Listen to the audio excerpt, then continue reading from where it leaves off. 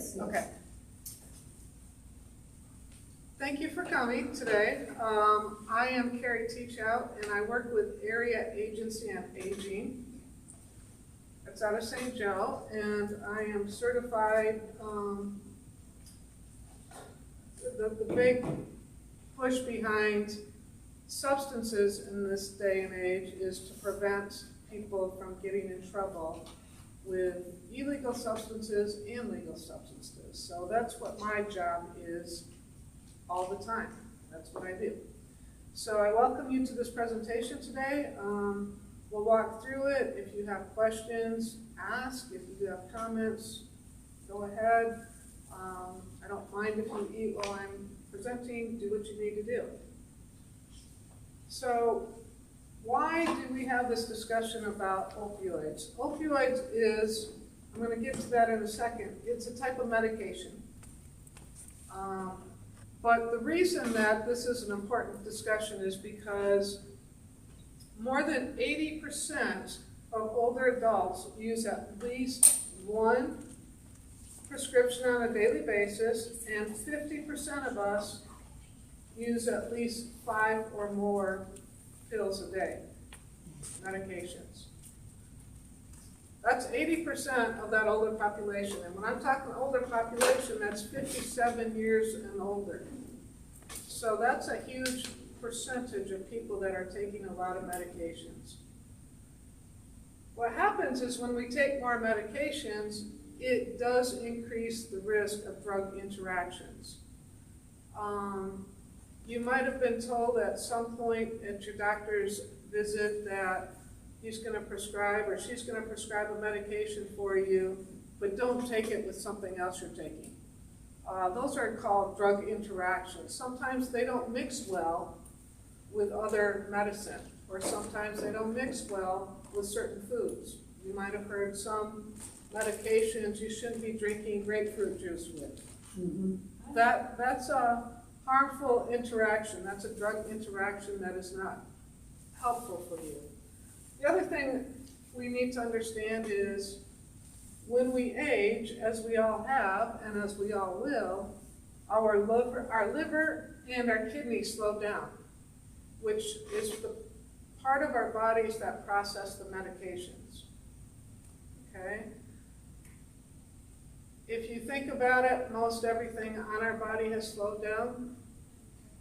As we get older, those are the things that also affect us. Our organs are slowing down, as well as our tempo, our energy, all of that. It's just kind of what happens as we age. That's normal. It's not anything different than nobody else feels. So really what it means is medications take longer to take effect. So if you took a Tylenol when you were 25 years old because you had a headache, and within a half an hour your headache was gone, it might take longer now to get rid of that headache with a Tylenol, because our body is slowed down, so it takes longer for that medication to take effect.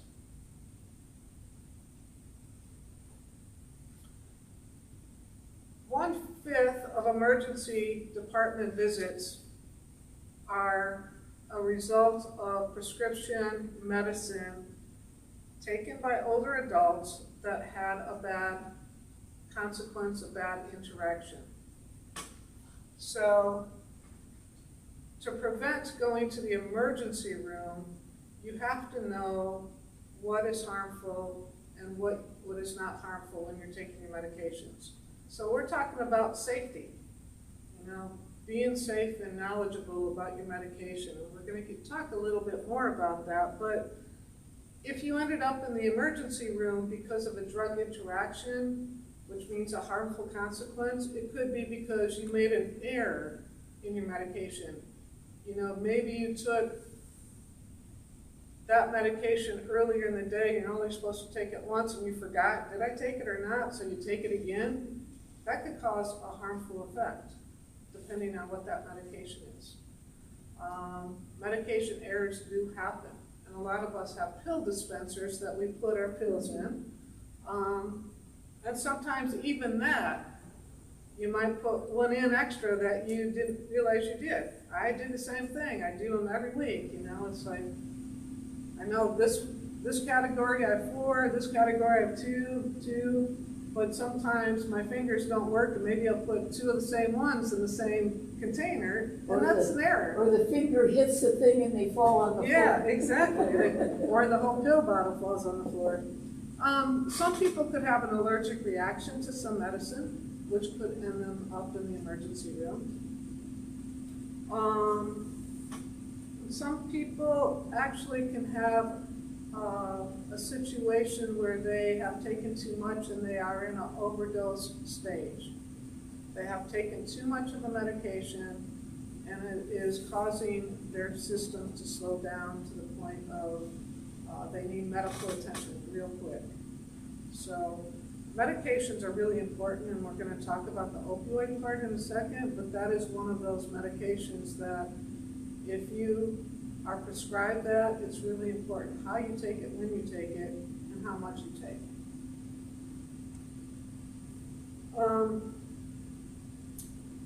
I have an example about, you know, if you're thinking about pain, if you've ever been in pain, I'm sure all of us have been in pain at one time.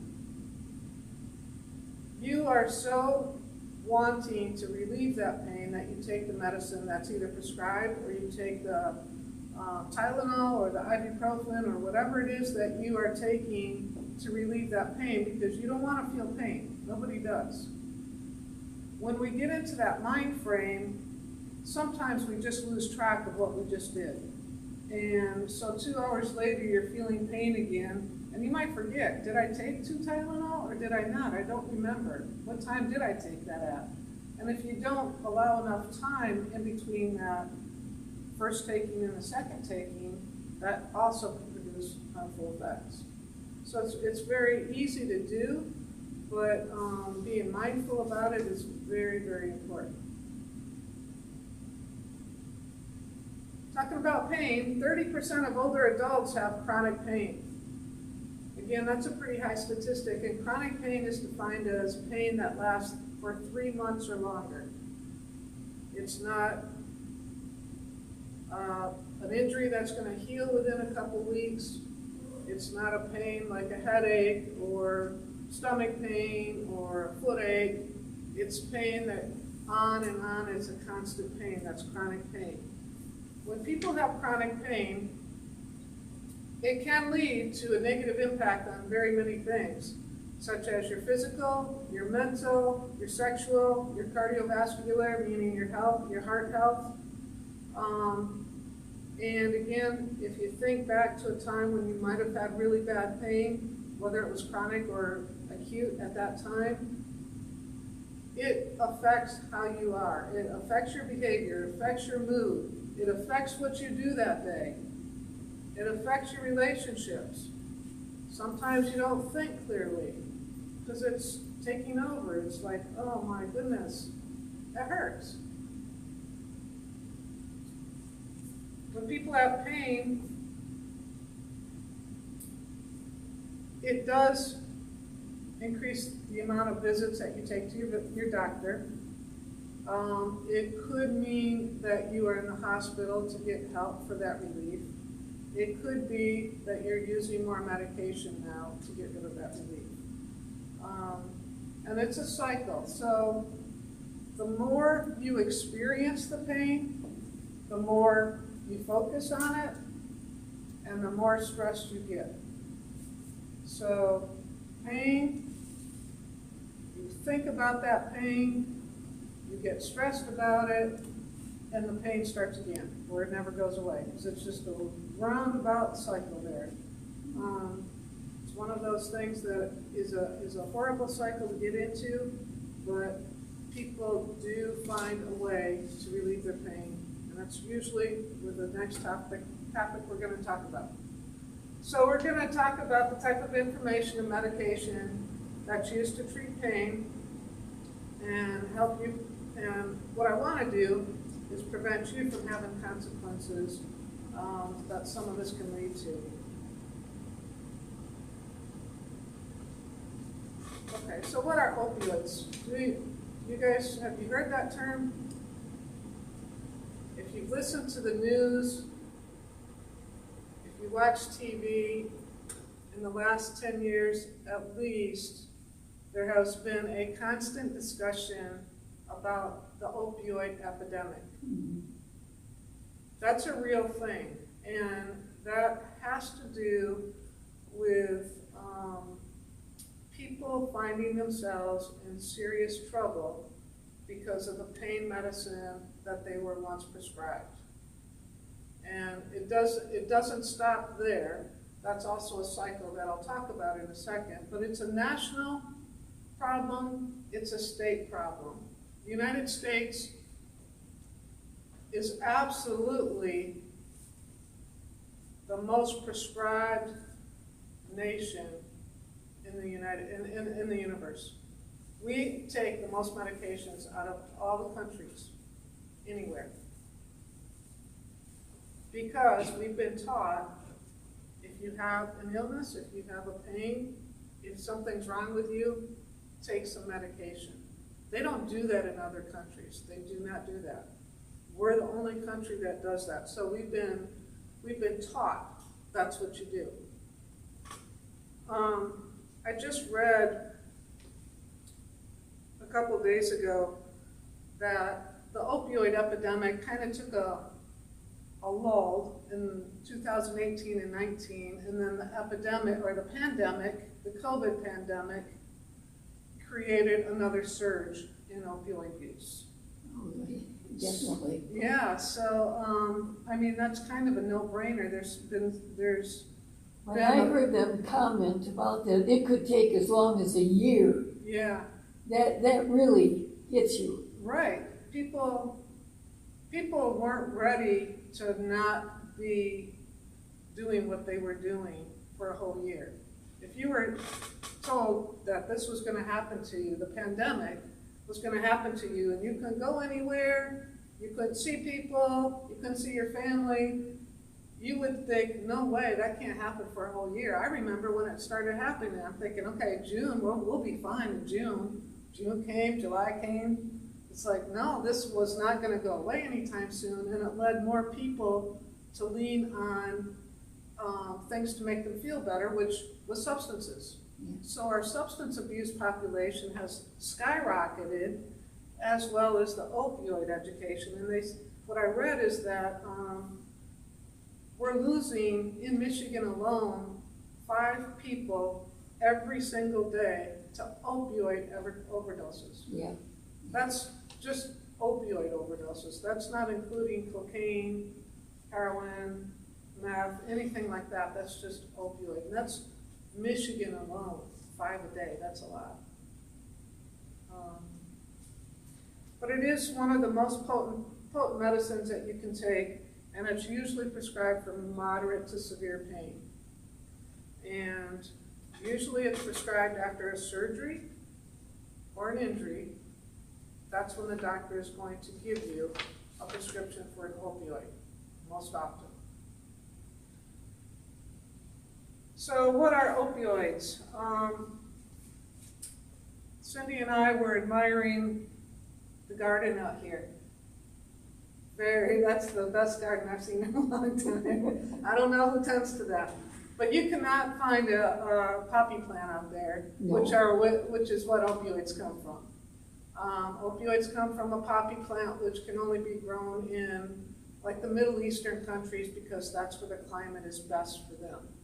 We can grow tomatoes or beans, but they can grow poppies. And so that opioid, which is opium, is actually being brought into this country through illegal sources. Well, I've always loved poppy seed. Right. And it goes back into my family. On one side, they were Czech, so they used poppy seed for a lot. Then you find out that the police could stop you if you've eaten poppy seed, and you could show up that you were something wrong with you. Well, I have a little story for you, because you can buy in the spice racks the poppy seeds, right? Oh, sure. And you find them on the lemon poppy seed muffins or whatever you call them.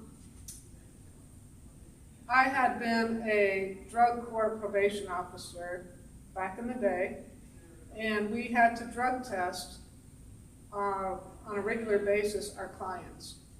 And this particular client I had was actually a nurse.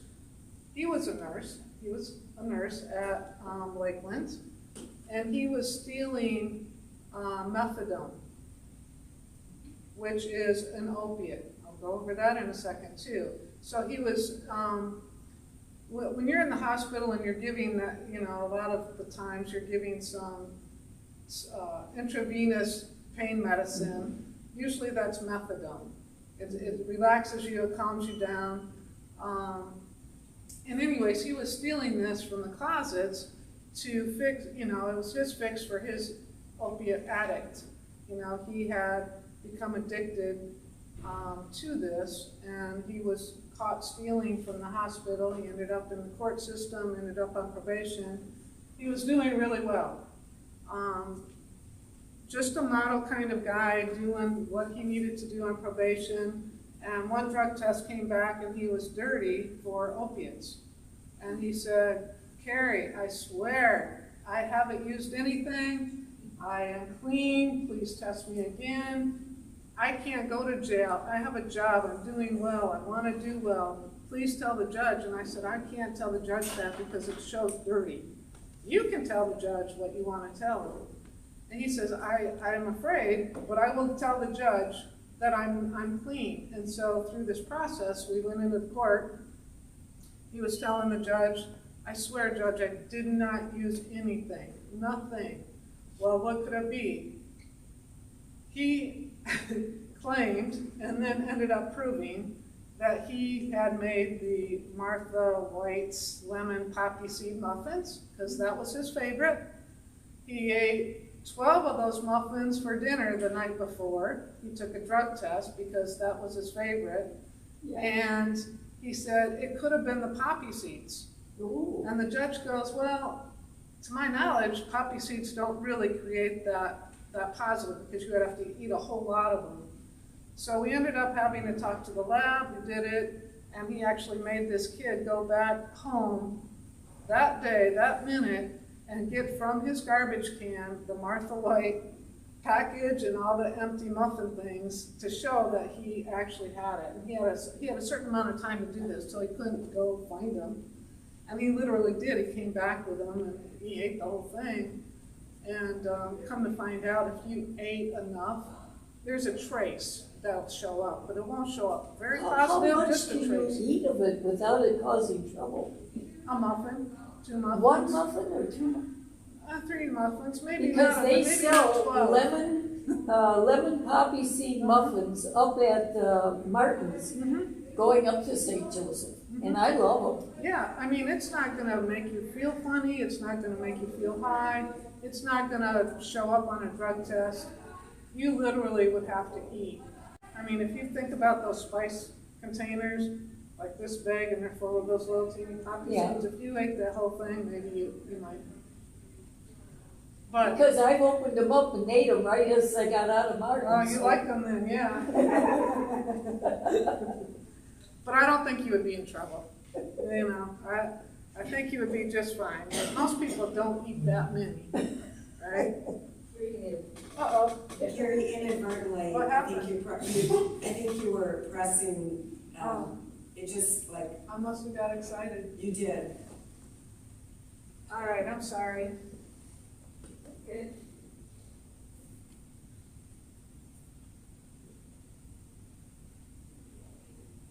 But you know, I've always thought of that, because if I had a doctor's appointment or something I knew I was going to, where they're going to check the blood or that, I make sure I don't have any poppy seed. Don't eat a dozen of them. You'll be fine. And they would probably say, "Willa, we need to check you closer." I don't think they would say that. I think you're fine. So the other thing about opioids is it does change the way a person experiences pain. I'm going to talk about that right now. It is an effective way of stopping the body's ability to feel the pain and makes you feel better. It's intended to make you feel better. I'm not saying opiates are never a good thing to take. Sometimes they're necessary. And they do exactly what they're supposed to do. They make you feel less pain, make you feel better. How it works is when you're ingesting that pill, it is going to your brain and it is activating a chemical that is in all of us. It's called dopamine. Yeah. You might have heard of it. It activates that chemical that makes you feel good, and at the same time, it is controlling your nerves so you don't feel the pain. So if you think about it, it's going to make you feel better. Your reward center, your dopamine is activating, you feel good. At the same time, it's making you feel less pain. It's a wonderful feeling, because when people are in pain, they feel better with that. I want to take it a bit further, is dopamine, that chemical that is common in all of us, is part of the brain that makes you feel relaxed and happy. So it's not only activated by opioids, but it's activated by things that excite you, that make you happy. It could be anything from seeing your family, to seeing your grandkids, to playing bingo, to gambling, to eating chocolate, to eating lemon poppy seed muffins, eating, something that you do that makes you feel good is increasing that dopamine. So it's making you feel good, right? Do you usually go back and do something that you like to do? If you like to see your family, if you like to be around your family, or if you like to come here and be around your friends, that gives you pleasure, do you seek to do that again? Yes, usually you do. Usually the things that give us pleasure, we do over and over again. That's a common thing. That's what we should be doing. But what's happening is, just by me being with my friends and feeling happy and relaxed, excited maybe, that's increasing my dopamine. So that's kind of the same thing as an opioid does. Okay? You don't necessarily need the medication to do that, but the medication does that at a greater level.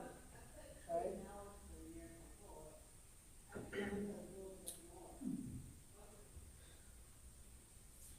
What the other thing is about the opiates is it makes the pleasure feel stronger than the pain. So think about being in real bad pain and you're taking a pain pill, which are what opioids are, and that pleasure is now greater than your pain. That's something you want to keep on doing. And people can get addicted to those pain pills within 5 days of taking them. That's the part where we keep on seeing the opioid epidemic. People are not being responsible with what they're doing, or else they have some underlying substance abuse issues, or they might have an addictive personality, or life is not happy with them right now, and they're seeking that happiness. That pain pill gives them that happiness. And not everybody uses it irresponsible, but there are a lot of people that do. And it doesn't take long at all for someone to get addicted to them. So here's some examples of opioids. I know the lettering is kind of small. I do have in your packet as well a little sheet like this, and it says some of the most common opioids. That's the same list as I have on here. So I want to just talk about them a second. Codeine is an opioid. Demerol,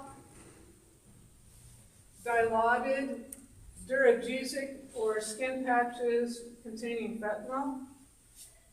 Generally, people are not given a skin patch containing fentanyl unless they're at the end of life situation, because that's a very, very, very potent medicine that's time released. Fentanyl, very potent, one of the most potent. That's what we're seeing the most overdoses now with. You say that is the one person I was talking about. Fentanyl is coming across the border, and That's where we've been hearing it, is that it's coming in from Mexico. yeah, it is coming in from Mexico, and what they're doing is The cartel they're spiking the pills with it doesn't take but a trace of fentanyl to kill somebody. So they're adding a little bit more to what already is an illegal product, whether it be cocaine, or heroin, pain pills. They have it all. They have that market. So when they have fentanyl in it and people are using it, they don't know what's in it. If they're buying it on the street, they don't know what that is anyways. But just a little bit would kill them. Heroin. Heroin is the only one on this list that you can't be prescribed.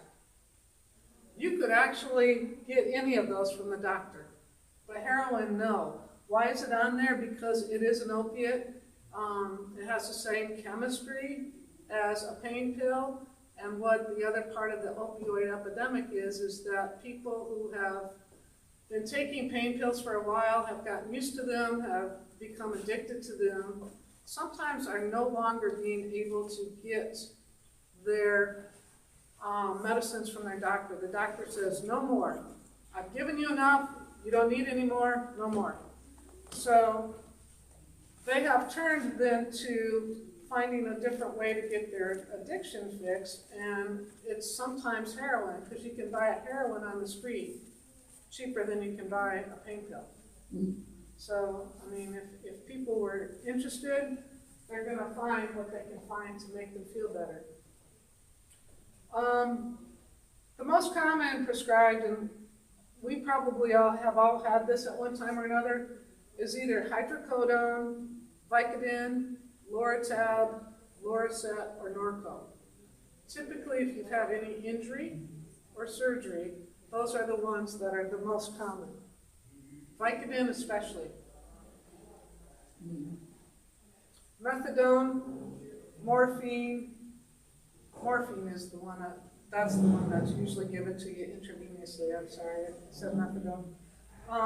Oxycontin, oxycodone, Percocet, Percodan, Tylenol 3 with codeine, and Ultram. Those are all the opiates that I know of. Yes. I trust my doctor. Yes.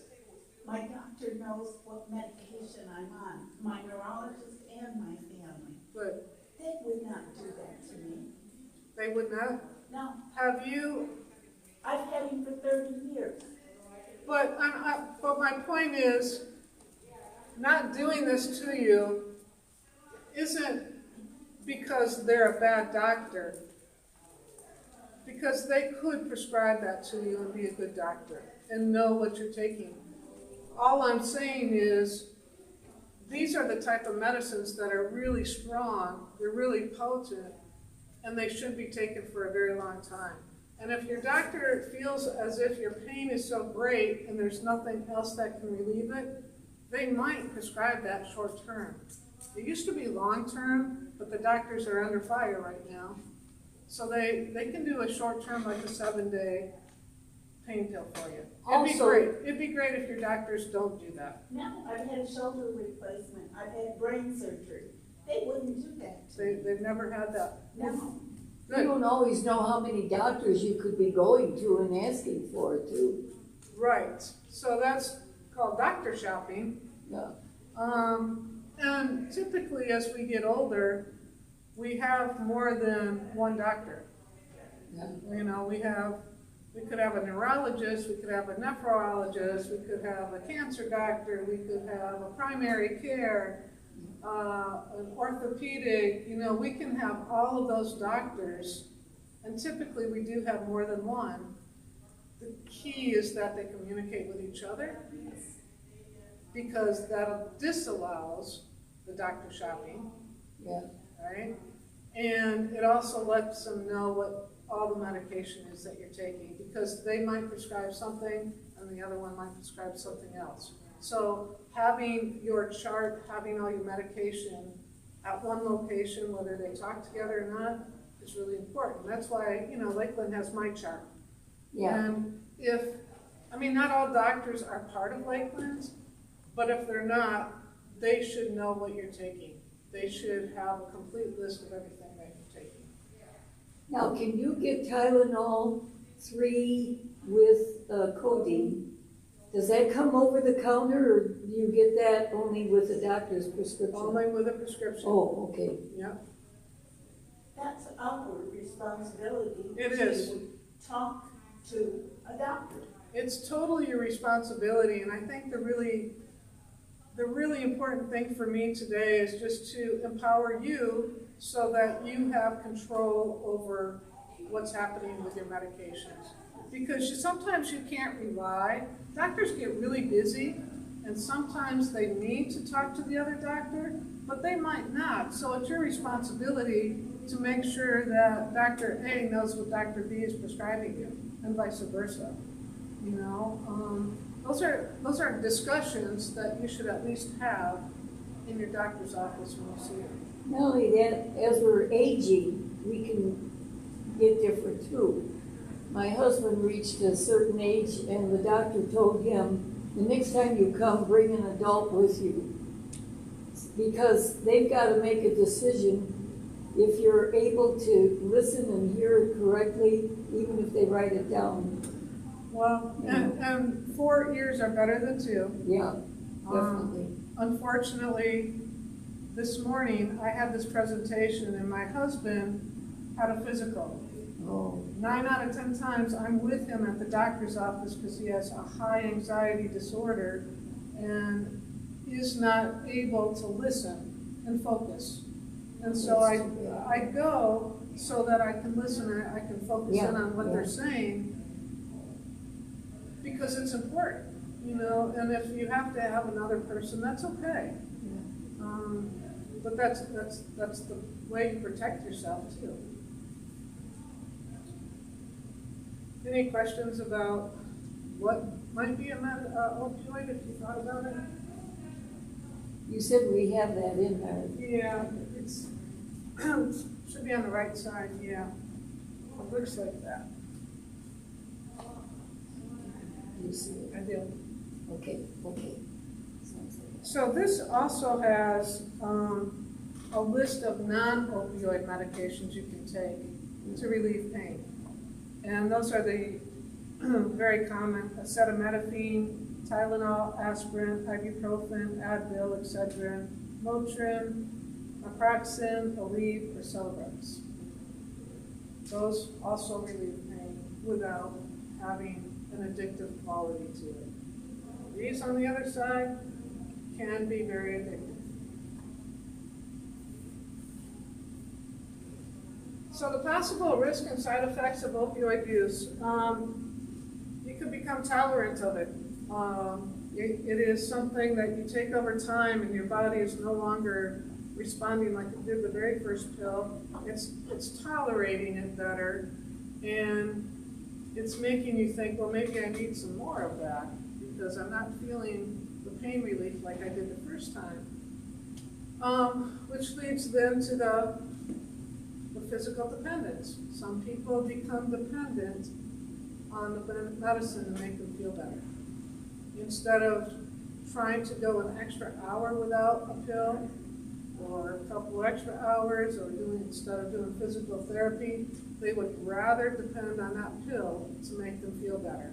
And again, you think about, well, why? Because up here, it makes them happy. It's an unnatural way of feeling happy. You know, that's what substances do to people. It relieves something inside of them that they can't somehow manage on their own. So they need something to help them feel better. That's the substance abuse part of it all. Yeah, caffeine, I can't do without caffeine. It's how much? Doesn't bother me at all. Yeah, for you it might be too much, and for you it doesn't bother you. Or. I have milk in mine though. So you're getting all of your. I have, I can do 2, 3 maybe. My mother drinks coffee until she goes to bed, all day long. It's like, how can you do that? Well- She's 85, gonna be 86 next week, and is in great health, so maybe that's the key, I don't know. Well, I knew a person that drank a lot of coffee without anything else in it. I smoked cigarettes one after the other, and she came down with cancer too. Yeah, So yeah, that was the cigarettes probably. now my mother introduced me to coffee with milk and dipping toast with oleo or butter at the time into that, and how good that was.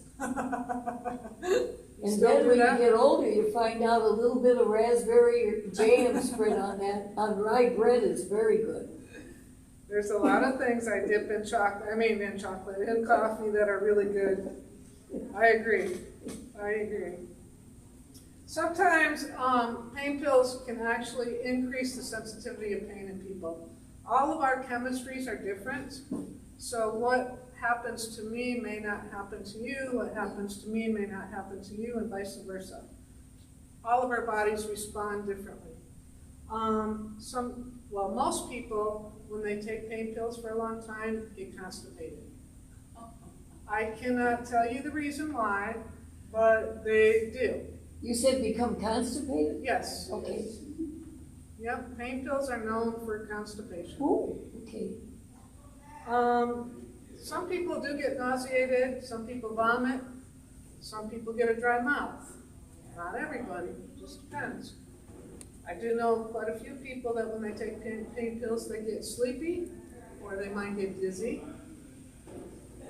They might get depressed, and I'm not saying it's not a creation of depression.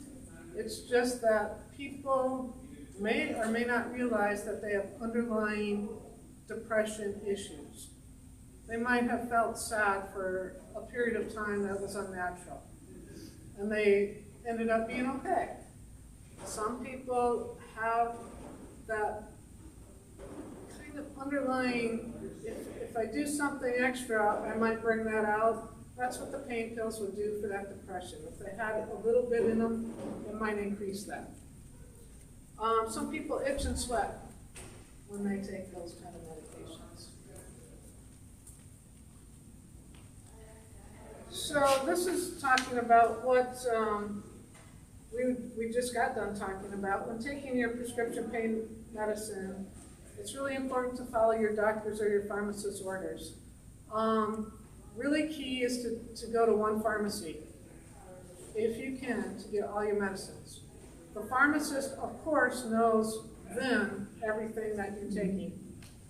The pharmacist also is educated enough to tell you, you cannot take it with this other medication, Willa.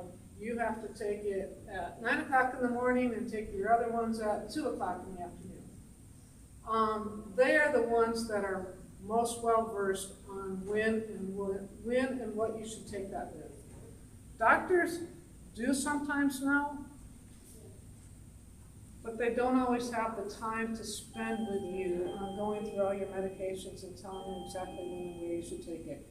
Whenever you pick up a prescription, I guarantee that most of the times, the person giving you that medication will say, do you have any questions?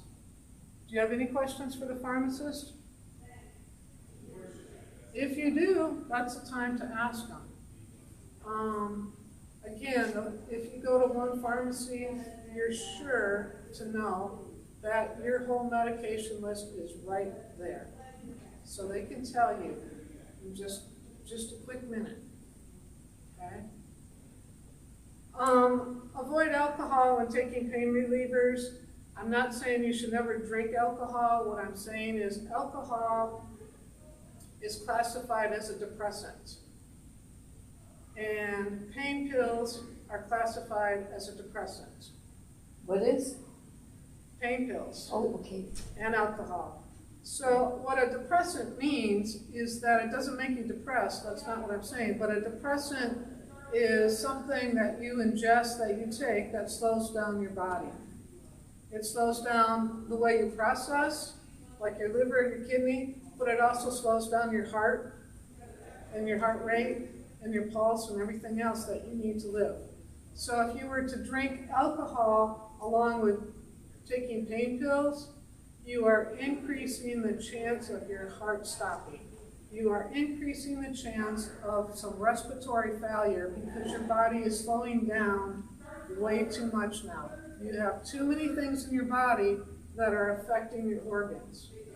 So if you were to drink alcohol, my suggestion is you do not take it at the same time.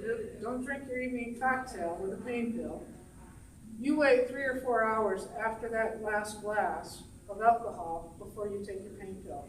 That way the alcohol is coming out of your system and it's not affecting your organs like the first hour or two that you're drinking it. Does that make sense? Okay. The other thing is when we sleep, when we go to sleep, if you don't know this already, our body calms down, it goes into a restful state. Our heart rhythms are slowed down. So it's really important never to do alcohol and pain pills anytime, but certainly not before bed. The other things that I have found out about not taking with pain pills are medicines which relax you, such as Xanax or Valium. Those aren't opioids, but they're in a class of drugs that are, they're potent in their own right, but they're doing something other than making you feel good. They're just calming you down. And if you take Xanax or Valium with that, you're again putting yourself at risk of having some bad interaction. Other things that you cannot take with pain pills are like muscle relaxants, Flexeril, Soma. Those are the most common. Again, you're creating a very harmful situation within your body that it's not gonna react in a very nice way. You might end up in an emergency. I've been growing herbs. I've got like orange mint, peppermint, spearmint, apple mint, lemon balm. If I was going to have lemon balm tea, now maybe I'd have to have an awful lot of that. But then I had some alcohol. You shouldn't even do that, I suppose. I don't think that would be a problem. The plants wouldn't be that strong unless... Right, the herbs are natural, first of all. They don't have any, like, it's not classified as a depressant or a stimulant, or it's not classified as anything. It's just a natural. There's chamomile. Yeah, and that's supposed to relax you. I mean, yeah, those are not FDA, I'm not saying FDA approved, but the FDA doesn't research those because it's very so. There's not enough evidence to suggest that chamomile relaxes you. You know, in those kind of things, there's not enough scientific research in that, so the FDA doesn't even talk about that. Because I like the smell of the lemon balm. Sure. Yeah. Sure you do. And if you were to have alcohol with it, that would not be a problem. Also, never to take with pain relievers are sleep medicines, Ambien or Lunesta. Not a good idea. All of those, again, are just going to shut down your system when you don't want it shut down. All right, I'm going to talk briefly about the difference between proper use dependency and addiction when using opiates.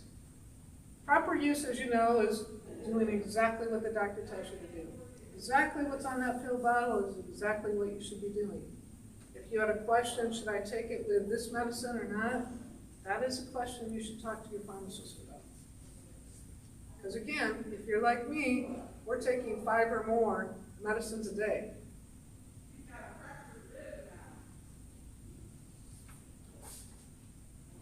Dependence is when a person feels as though they will not function properly without taking that medicine.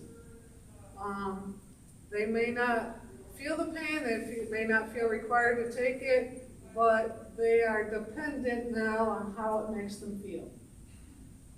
Okay? And that's specifically true for opioids because we know opioids make you feel happy, relaxed, an unnatural state of being, and some people can't get themselves to a happy place without that. They might become dependent on that.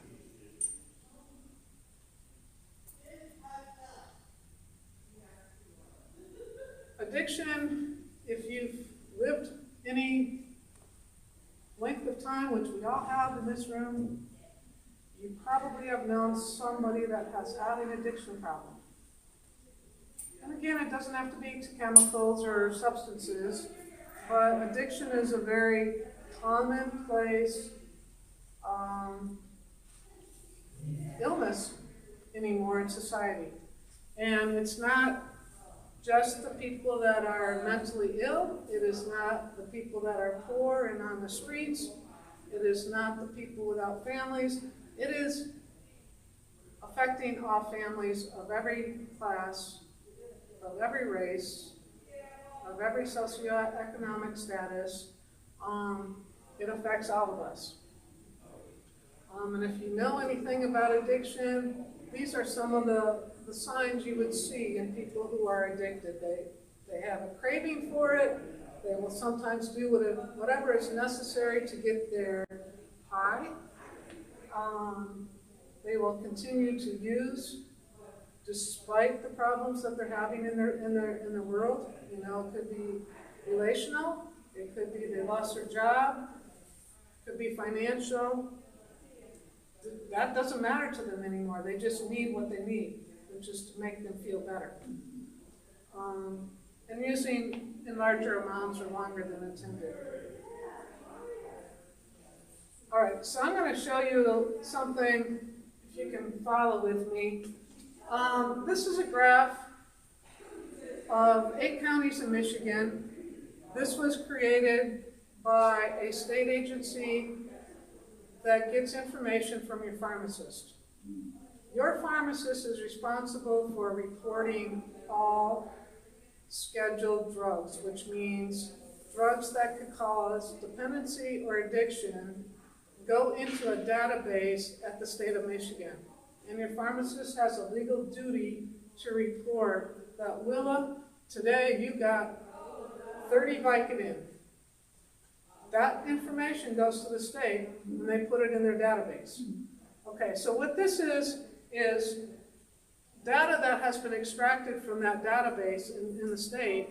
And if you look here, Berrien County falls within that 8 counties, but this is showing you the amount of opioid units, which is the amount of one pill of opiates in each household on average, 2016 to 19. So here is our green line. It is showing us that in 2019, on average, each house had 105 pain pills in their house, opioids. It's gone down, which we saw that trend because the doctors, again, are under fire not to give you pain pills. There's been a lot of education, so there's a lot of reason for that. But we are pretty, Calhoun has the highest, followed by Van Buren,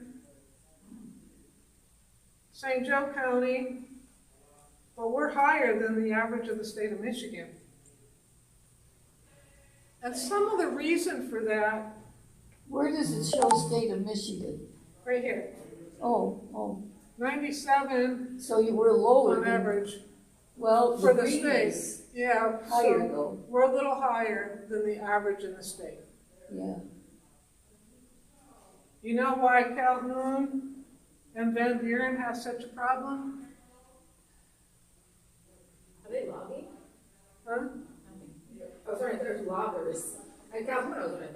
No, they actually have they have a heroin problem in both of those counties. Oh. They've had a ton of overdoses, But again, if you go back to what I said a while ago, if people cannot get the pain pills that they were prescribed at one time and now they're addicted and they can't doctor shop, they can't beg their doctor to give them more, they can go out and find heroin a lot cheaper than a pain pill.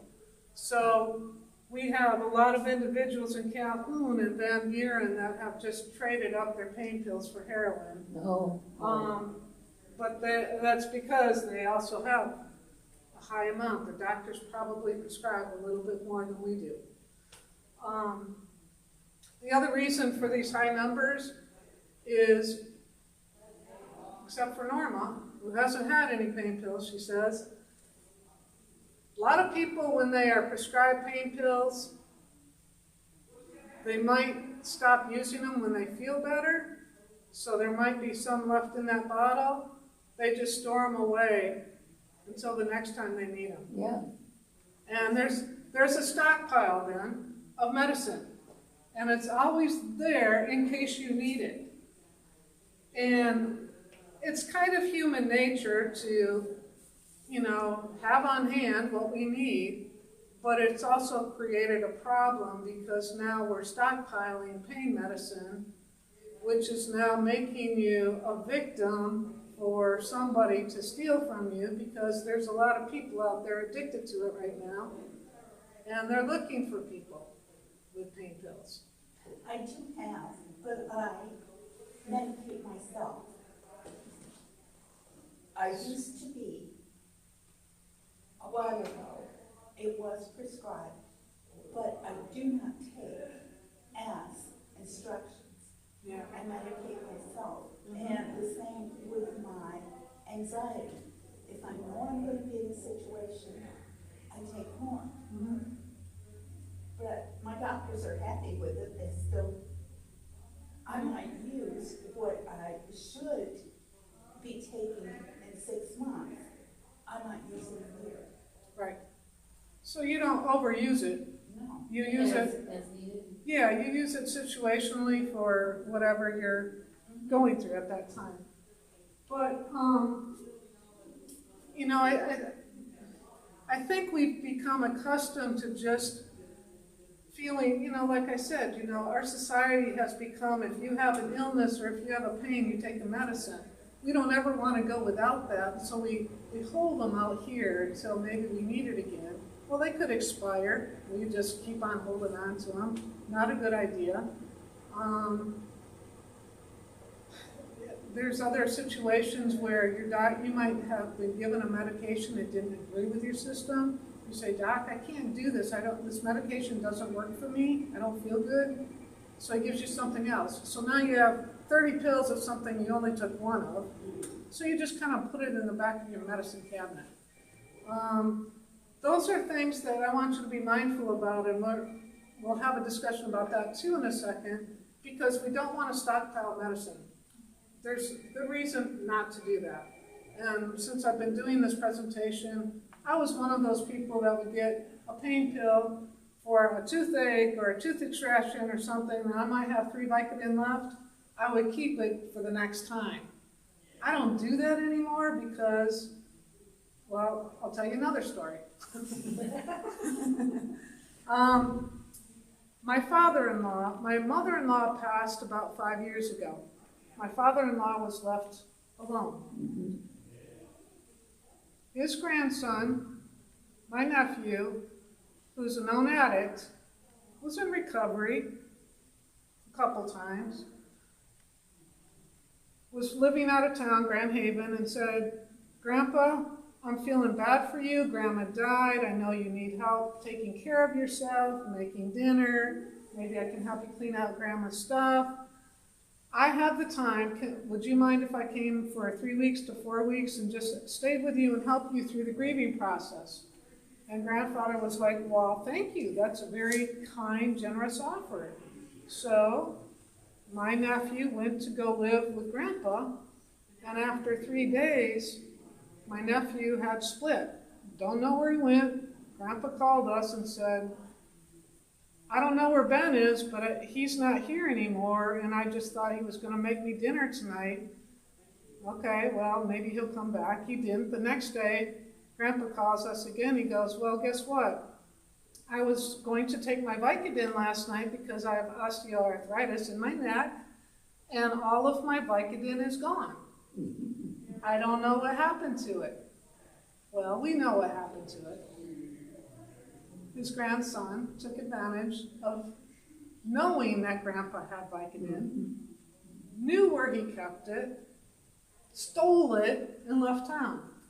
And Grandpa, you know, he was in pain, literally pain, and he had just got a prescription, so, you know, Ben had a pretty good stash with him, but he's like, we need to go to the pharmacist or the doctor and get some more pain pills because I can't live with this. Well, the doctor wasn't going to give him anymore because he had just had his allotment.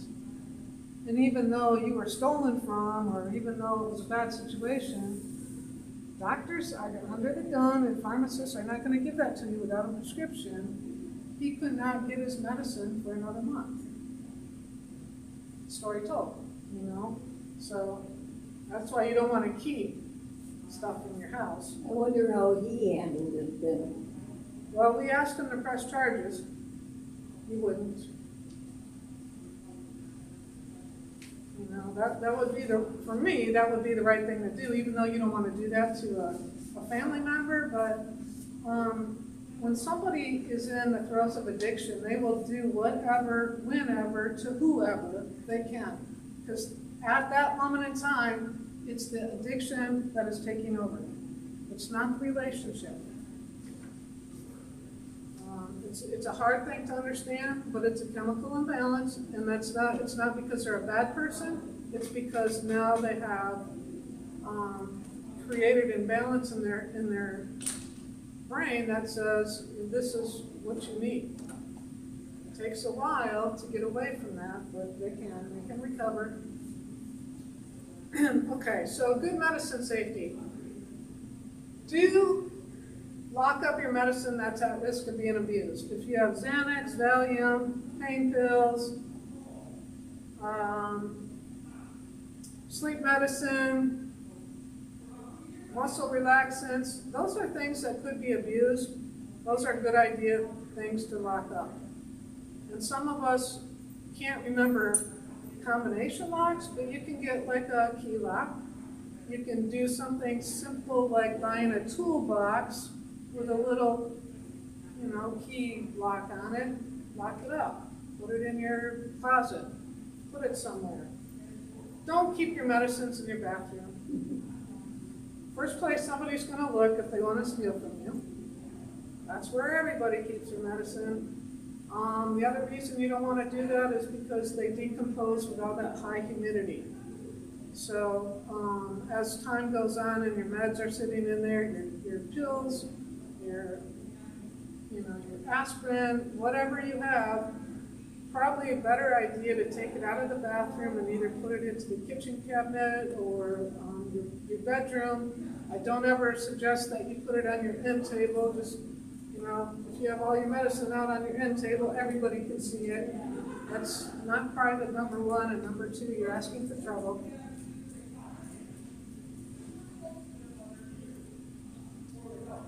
Do store it in its original container unless you're putting it in your pill boxes. That container will tell you, again, when you're supposed to take it, how much you're supposed to take. You don't want to forget. Keep an updated list of all your medicines.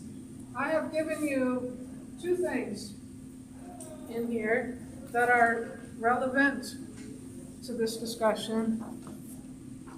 One is a form like this, and it has spaces for you to identify your medication,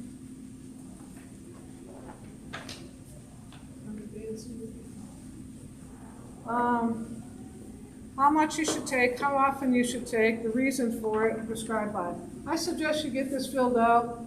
If you can't have somebody do it for you, then put it on your refrigerator.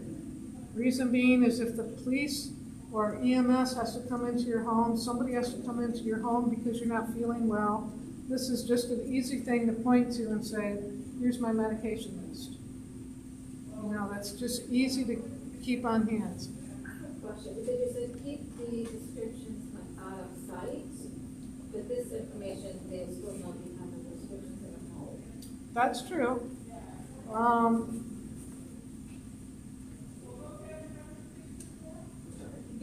That's a good point.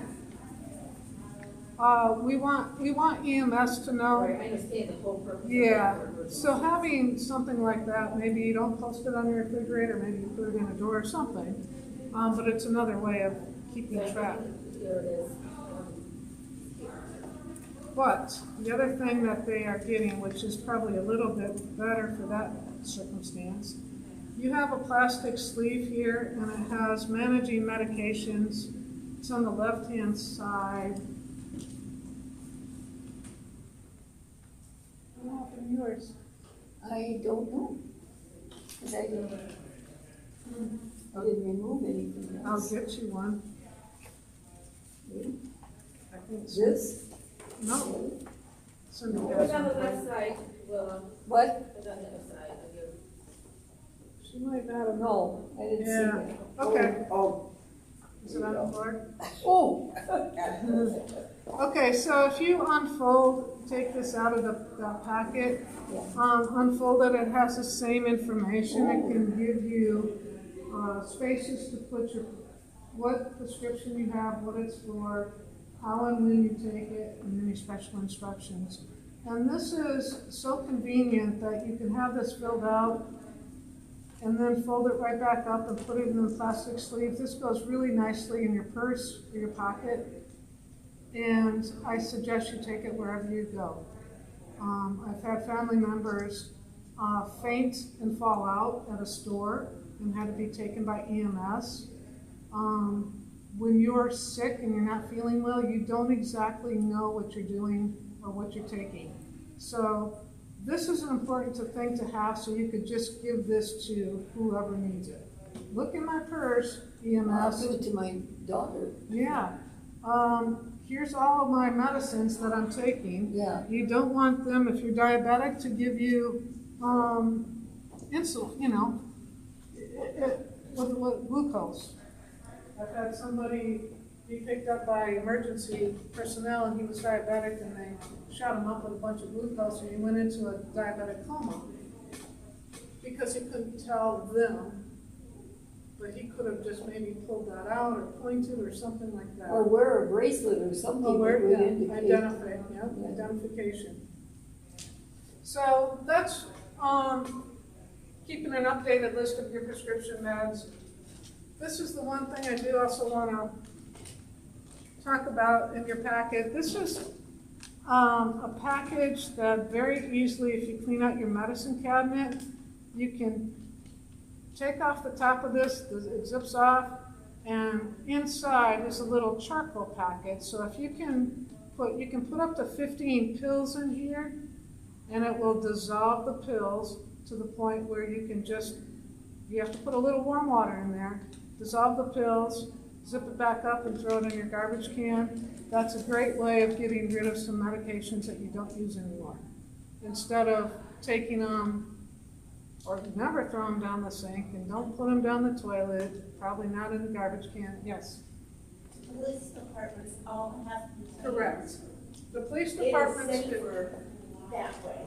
So does like Walmart Yeah. and Myers and Walgreens are starting to have them. Another thing that I have put in your packet is, it's called a recycling event, but on the back it has all of the disposal places in this county of Marion that you can go to. And if anybody is diabetic and they want to know where to bring needles, that's always a question I have.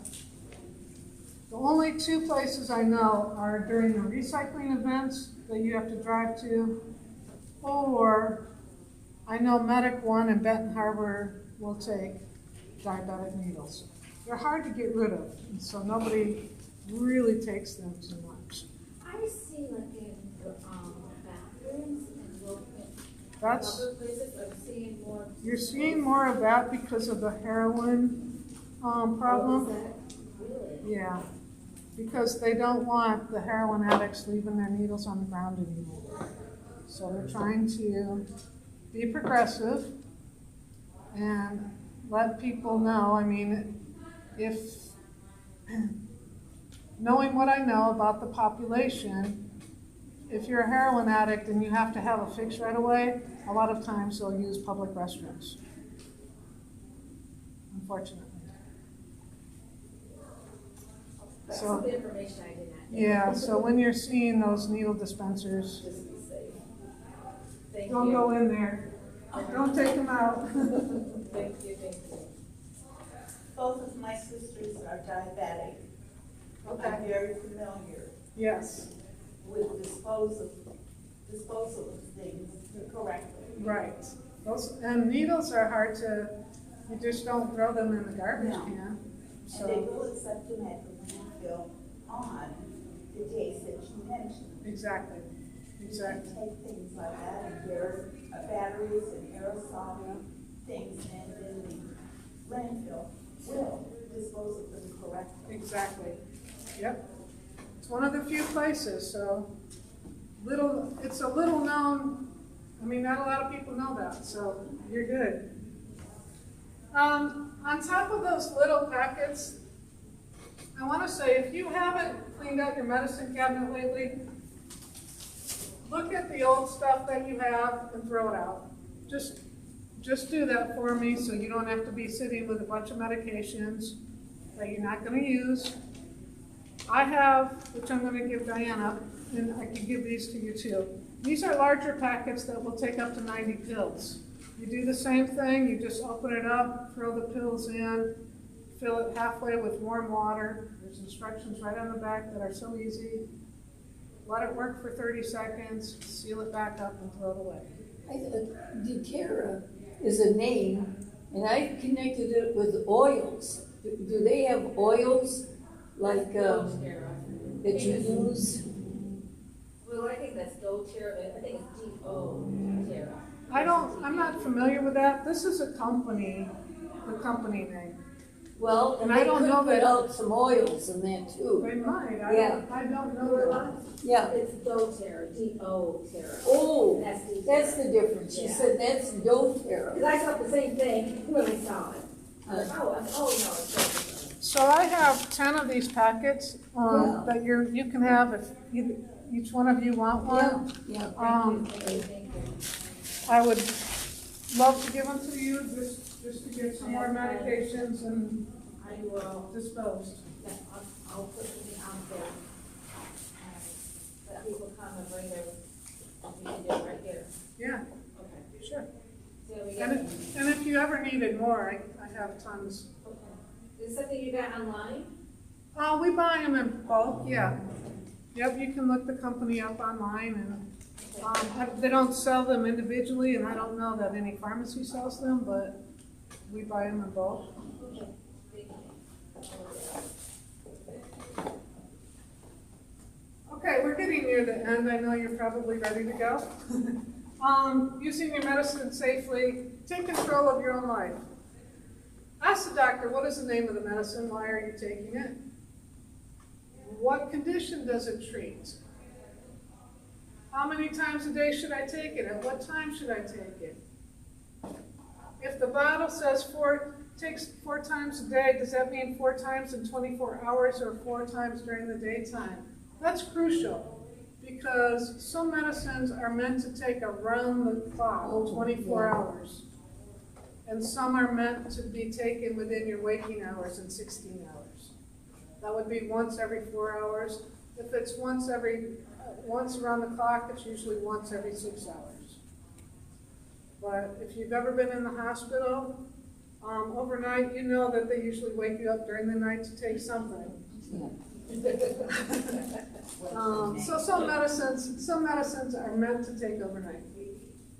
Is it safe to take with my other medication? Very key. Key question to take whenever you get new medicine. Good questions to ask. Alternatives to pain medicine. So if you have pain and you don't want this opioid and you don't want the pain medicine, you can take one of those pain relievers that you can get on over the counter, the aspirin, ibuprofen, Tylenol, etc.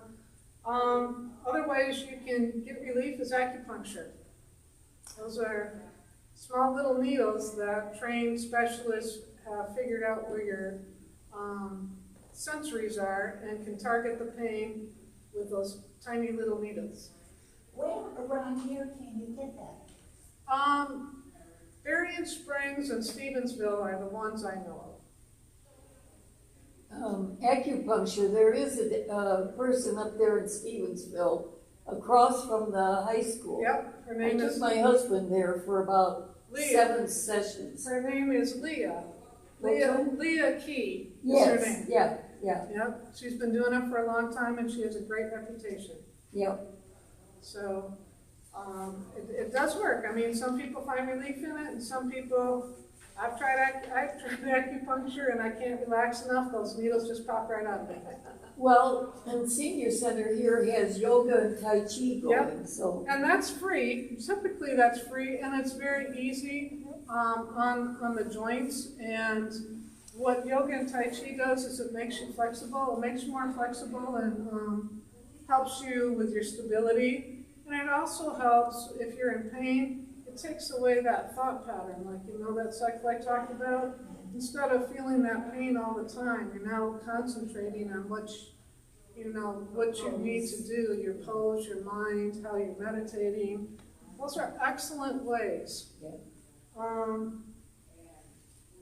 Meditation, mindfulness, relaxation, it's hard to do to relax sometimes, but if you have the moments and time to just get rid of all those other thoughts and bring yourself to a really happy place, you might be able to thwart that pain if you're feeling pain. Well, what I think is helpful too is that when you have a senior center like this, Yes. and they offer chair exercise and Yes. everything, just the fact that you make it up here and you're seeing other people exercising, it really helps because you don't feel the pain quite Right. as much. Right. And it's still helping your whole body Exactly. and relaxation and Right. so on. Now you have more stimulus that you're thinking about. You're thinking about the people that you're seeing. You're thinking about concentrating on your chair exercise.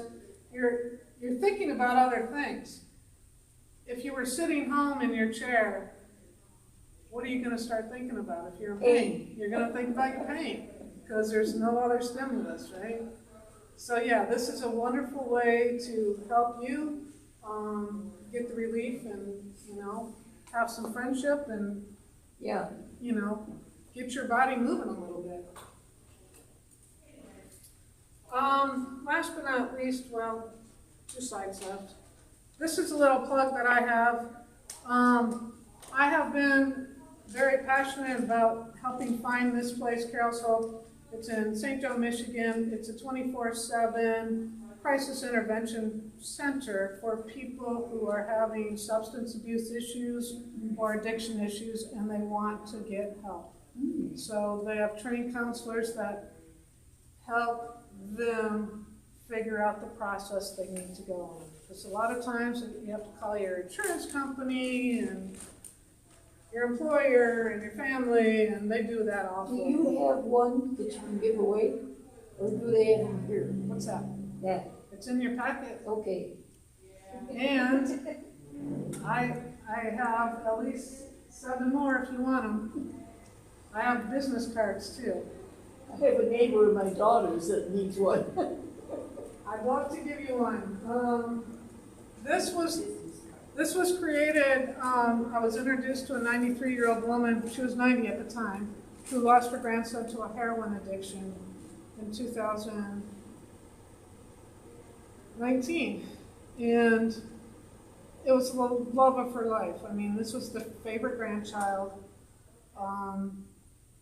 And she was devastated, and he had gone through a heroin addiction for a couple of years, starting in high school, ended up at Michigan State, was about to graduate. And he had been through some programs, and at this last point, his family had just come up to a brick wall because nobody really knew where to send him, how to help him. You tried this, you tried that. and they were not getting any answers in the community, and she enlisted some people's help, including my own, to try and get a place going that would help families and people who want to give a resource to the people they know that are having problems.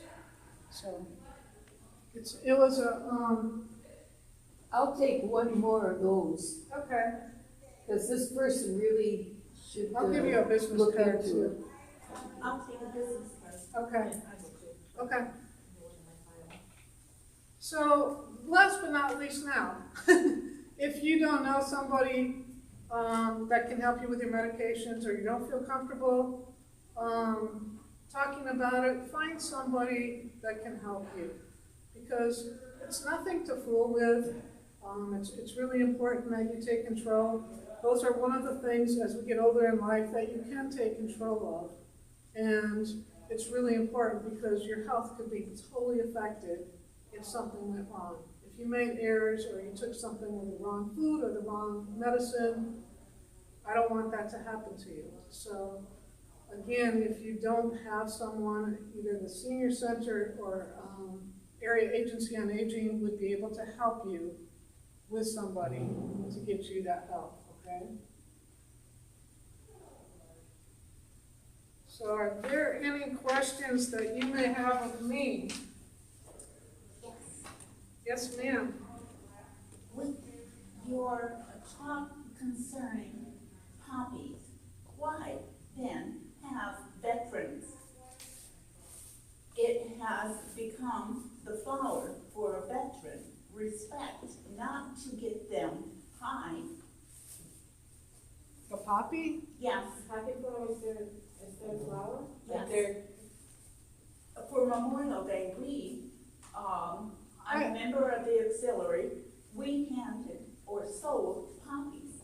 Right, I do know that, but poppy plants are not the same, poppy flowers are not the same as a poppy plant. A poppy plant looks like a marijuana plant, if you've ever seen pictures of those. About my height, this big, Okay.